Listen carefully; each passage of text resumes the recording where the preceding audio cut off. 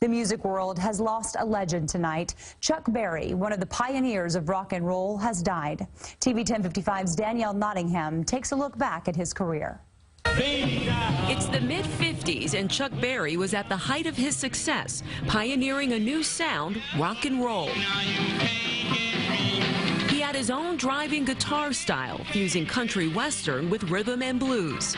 Go! With his Gibson guitar and energetic moves, he pushed down racial barriers, playing to a mostly white teenage audience. Berry's hits, including Johnny Be Good and Sweet Little 16, didn't just thrill teenagers. They influenced rock's biggest acts. John Lennon once said, if you tried to give rock and roll another name, you might call it Chuck Berry. Berry grew up in St. Louis and was shaking things up even as a kid.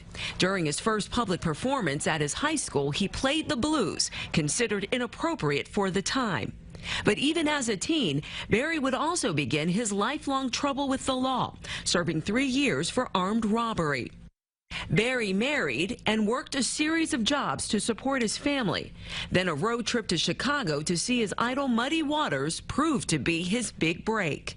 Record executives heard Berry turn an old country and western number called Ida Red into the hit Maybelline. What Maybelline? Why can't you be true?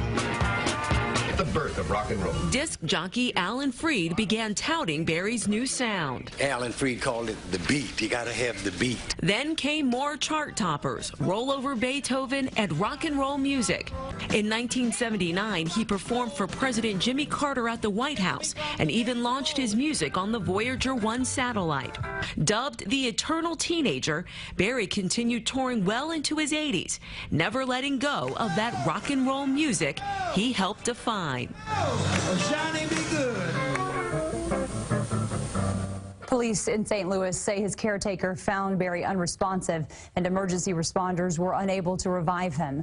His cause of death is still unknown. Berry was 90 years old.